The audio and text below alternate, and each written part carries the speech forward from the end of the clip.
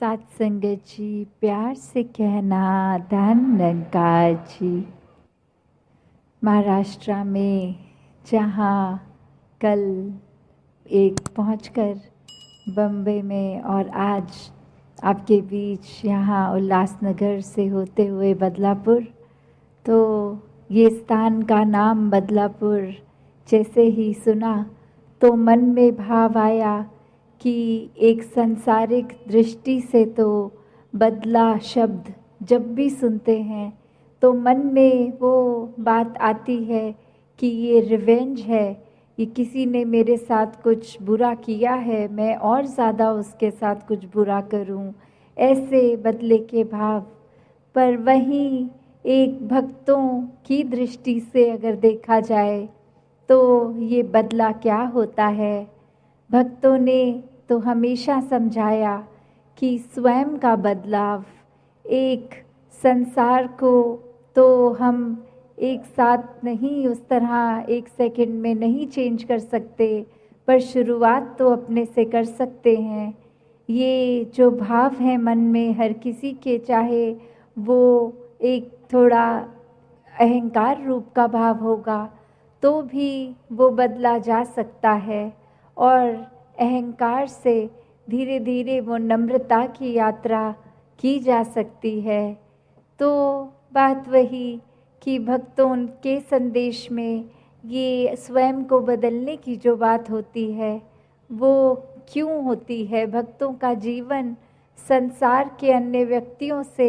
अलग क्यों होता है, कैसे होता है। तो बात वही कि भक्तों के जीवन में भी वही है, दृष्टि के लिए आँख है, खाने के लिए हाथ हैं, एक सूंघने के लिए नाक है। एक दिन में उतार चढ़ाव उसी प्रकार आएंगे, और उसी तरह जो भक्त श्रेणी के नहीं हैं उनके भी जीवन में ये सब ही है। तो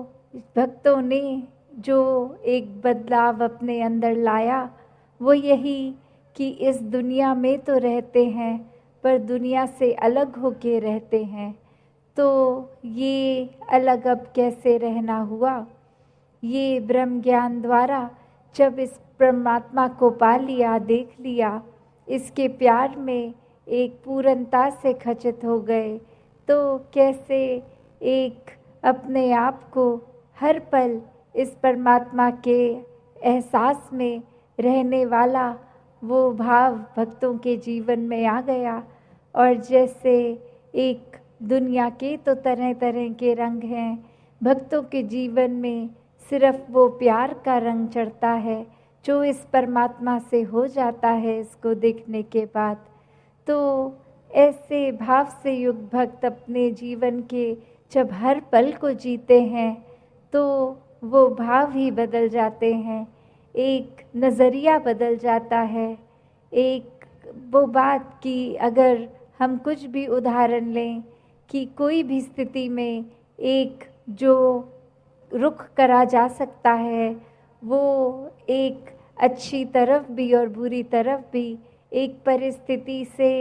हम क्या निकालते हैं वो भी एक अच्छाई निकाली जा सकती है, एक बुराई निकाली जा सकती है। तो भक्तों ने हमेशा वो अच्छाई की ओर ही रुख करना सिखाया है कि परिस्थिति अगर इस परमात्मा ने दी है तो अच्छी ही होगी। एक अगर उस परिस्थिति को अच्छा नहीं समझ रहे हम तो वो हमारी कमी है, इस परमात्मा ने तो पूर्ण किया है इस परिस्थिति को भी। जब इस परमात्मा ने हमको जो कुछ दिया वो परमात्मा का जो दान है, तो ये परमात्मा जहाँ पूरा है तो परमात्मा की दी हुई हर परिस्थिति भी पूर्ण है। फ़र्क सिर्फ हमारे नज़रिए का होता है कि उसको हम किस तरह देख रहे हैं, उस परिस्थिति में से हम निचोड़ क्या निकाल रहे हैं, उससे सिखलाई क्या निकाल रहे हैं। क्या हम सिर्फ हमारे अनुसार कुछ नहीं हुआ तो उसके वजह से इस परमात्मा को ही कोस रहे हैं, या ये भी मान रहे हैं कि ये ही हमारे लिए बेस्ट है और कैसे इसमें वरदान छुपा हुआ है। तो एक ये नज़रिया भक्तों ने हमेशा से जो जिया कि आध्यात्मिक पहलू अपना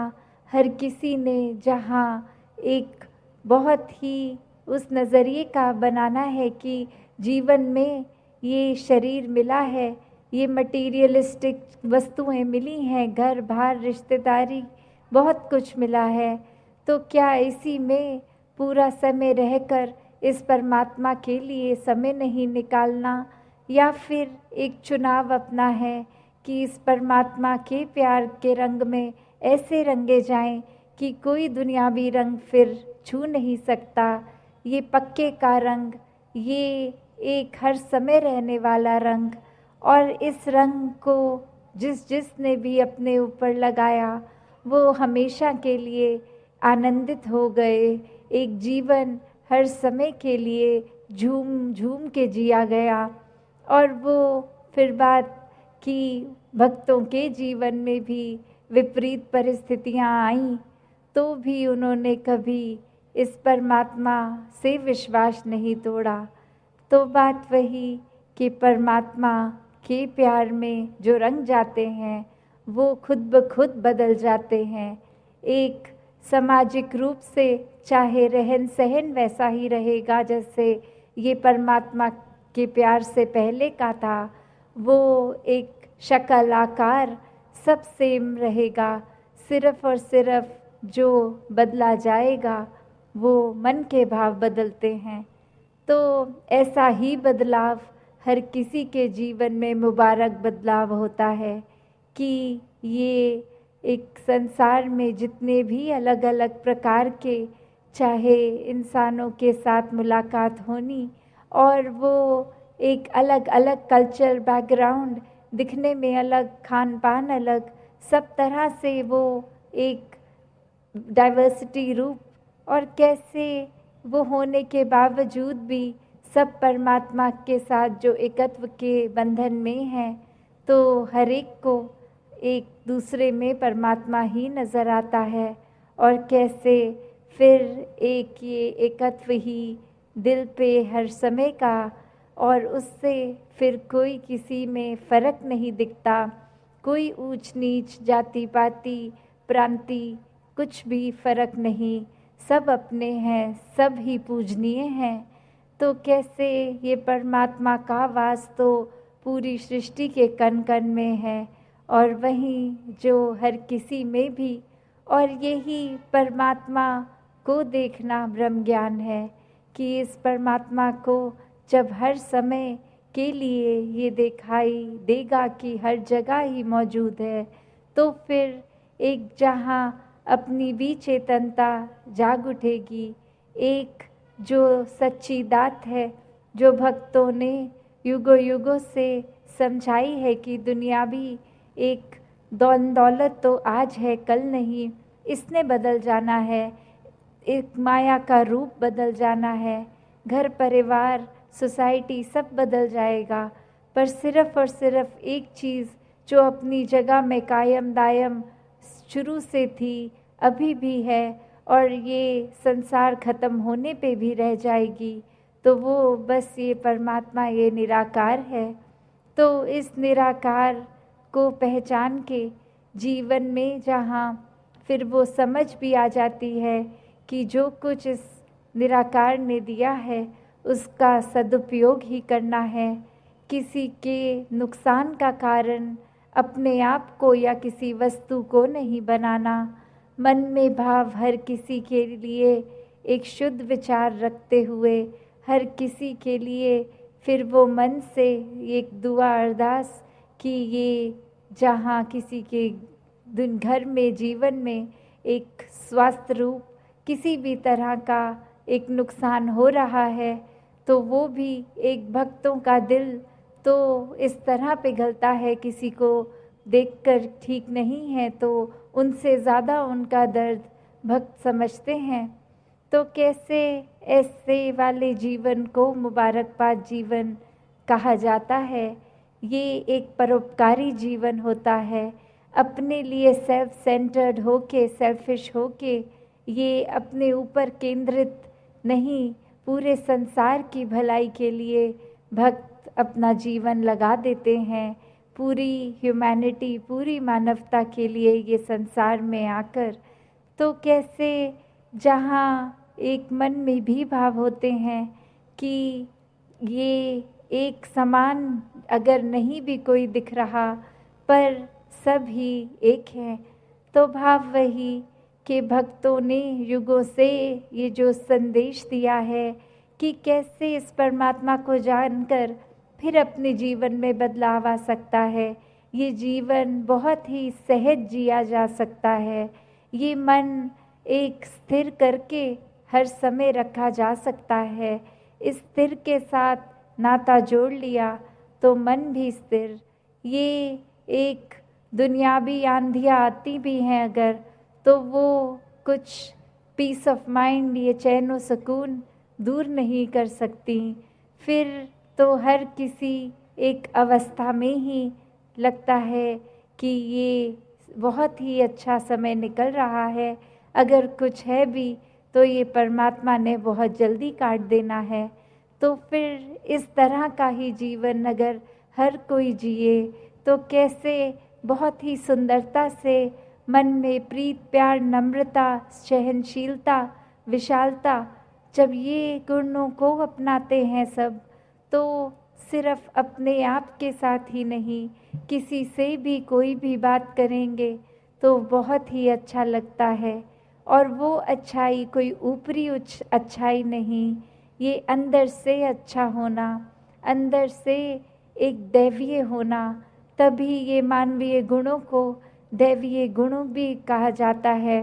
कि ये दैवीय गुण कैसे हमें देवता समान कर सकते हैं। एक ही इंसान है जिसको एक कभी बर्ताव के कारण एक हैवान भी कहा जाता है, और उसी इंसान के अच्छे बर्ताव के लिए उसको फरिश्ता भी कहा जाता है। तो एक यहाँ चुनाव अपना कि एक बदलना है, एक डायरेक्शन जो पकड़नी है वो क्या पकड़नी है। क्या हमें हर किसी को एक आंसू पहुँचाने वाला रवैया अपनाना है, या हर एक के लिए सेवा भाव मन में रखना है, हर किसी के आराम का कारण बनना है। तो वो चुनाव भी बहुत आसान हो जाता है जब ये एहसास इस परमात्मा का हर समय मन में हो कि ये परमात्मा के एहसास में जब सेवा सुमिरन सत्संग का सहारा लेके हर कोई अपने जीवन में चलता है, तो वो बात समझ आती है कि अब एक जीना इतना आसान कैसे है। हर पल में यही भाव कि ये परमात्मा की बनाई दुनिया है, हर कोई इस परमात्मा द्वारा बनाया है, तो फिर मन के भाव हर एक के लिए बहुत मन से आदर होगा। किसी के लिए भी कोई एक मुंह पे तारीफ और मन में एक बुरे ख्याल नहीं होंगे। हर किसी के लिए फिर अपने आप को समर्पित होकर जीवन उनके सेवा में रखा जा सकता है। तो एक यही बात कि अपने जीवन का सुधार जहाँ हमने खुद करना है, दूसरों पे कोई टिप्पणी नहीं, दूसरों का जीवन जैसा है वो हमारा एक पॉइंट ऑफ डिस्कशन या उसके हम कोई जज नहीं हैं। हमें सिर्फ अपने जीवन पे उस तरह केंद्रित होना है कि अपना एक सुधार, जितना ज़्यादा इस परमात्मा का एहसास करेंगे अपना सुधार उतना ज़्यादा होता जाएगा। तो कैसे अपने सुधार की ओर फोकस बनाएं और फिर ये संसार में दिखावा हमारे जीवन से पूरी तरह ख़त्म हो जाएगा। फिर चाहे वो मात्र फ़र्क नहीं पड़ता कि एक दुनियावी रूप में एक बड़े से घर में रहते हैं या छोटी सी झोंपड़ी में रहते हैं, एक जीवन बहुत ही सहज और असली जीवन बन जाएगा। हर पल में इस दातार का शुक्राना, हर किसी के साथ मीठी बोली, एक फिर गुजरान मात्र जीवन में आए हैं तो घर मिला है, वो बात समझ आ जाती है। फिर एक कर्तव्यों का पालन तो करने के लिए ये जीवन जहाँ है, वो कर्तव्यों का पालन फिर काम काज घर बार एक रिश्तों की संभाल से होनी है, वो रिश्तों में प्यार डाल के, और साथ ही जो फिर भी प्राथमिकता है वो ये निराकार परमात्मा ही होता है भक्तों के जीवन में, कि जब इसके साथ हर समय के लिए जुड़ गए तो ये रिश्ते भी पारिवारिक बहुत ही आसानी से निभाए जा सकते हैं। हर किसी की बात में फिर अपना अहंकार हावी नहीं होता, दूसरे की बात को एक्सेप्ट बहुत आसानी से किया जाता है। फिर एक अपना पॉइंट ऑफ व्यू रखना, वो उस पे अगर बाकी जनों का कुछ नहीं भी उनको पसंद आया तो वो अपना बात को नापसंद के भाव से नहीं, बल्कि फिर यही भाव आता है कि शायद हमने ही कुछ गलत भाव रख लिए होंगे, दूसरों ने जो एक डिसीजन लिया है वो फिर एक सत्य वचन की तरह बात आती है कि ये निराकार ही इनके मन में भी बसता है। तो फिर एक जहाँ चेतनता बहुत ज़रूरी, वहाँ ही एक सतवचनी होकर जीवन को भी जीना है, कि एक अपने पॉइंट ऑफ व्यू को इतना इम्पोर्टेंट, खुद को इतना इम्पोर्टेंट ही नहीं कि हमारा ही सब कुछ सही है, दूसरे हमारी तरह स्मार्ट नहीं है, दूसरे हमारी तरह एक उनकी बुद्धि इतनी अच्छी, इतनी शार्प नहीं है, हम बहुत इंटेलिजेंट हैं दूसरों के मुकाबले। ऐसे भाव तो फिर मन में घर ही नहीं करते, क्योंकि फिर वही बात कि हर इंसान में परमात्मा ही नज़र आता है, और हर किसी का फिर जो डिसीजन लगता है कि ये इस गुणमत अनुसार है, इस परमात्मा के प्यार में लिया गया, वो फिर डिसीजन कोई गलत डिसीजन हो ही नहीं सकता। तो ऐसे ही अपने जीवन में हर कोई जहाँ किसी भी एक अपनी रिस्पॉन्सिबिलिटी के तरह कोई काम काज में है, कोई बिज़नेस में है, कोई अभी बच्चे स्कूल कॉलेजों में हैं, कुछ भी एक उम्र के पड़ाव हो, बच्चे हों बुज़ुर्ग हों, एक बात वही कि हर किसी में ये परमात्मा को देखना, हर किसी में फिर एक बात सिर्फ बोलने की नहीं, एक वाक्य ही अपने जीवन में भक्तिमय जीवन जीना। और ये भक्तिमय जीवन बिना विश्वास के पूर्ण नहीं होता। जैसे वो कहा भी जाता है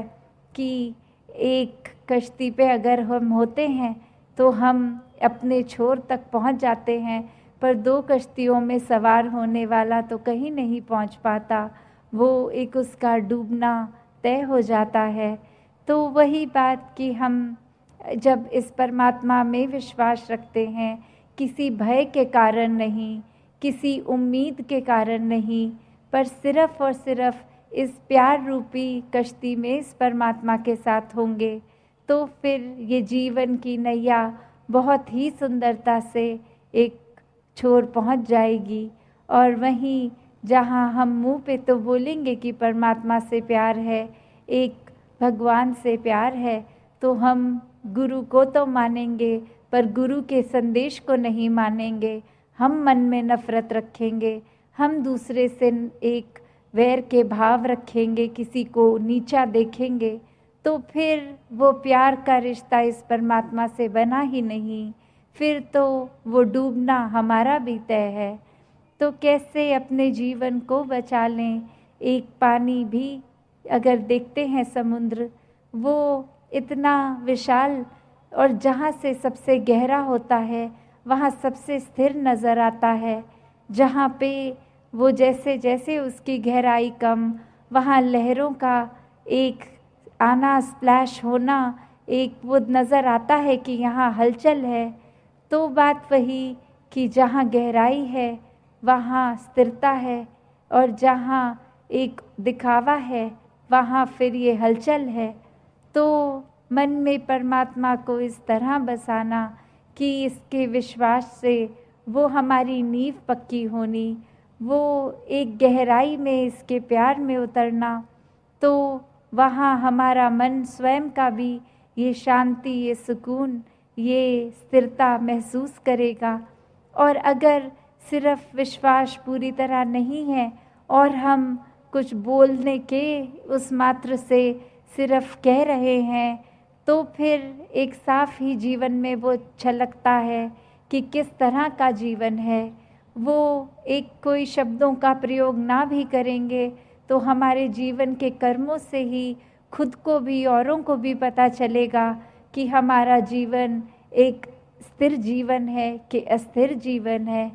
तो बात वही, इस परमात्मा को जितना मन में बसाएंगे उतने ये एक बुरी आदतों का भी, बुरी सोच का भी एक भाव मन से उतरता जाएगा और फिर एक जीवन में फिर वो बहुत ही सुंदरता, एक आनंद आ जाता है। तो ऐसा ही जीवन हर किसी को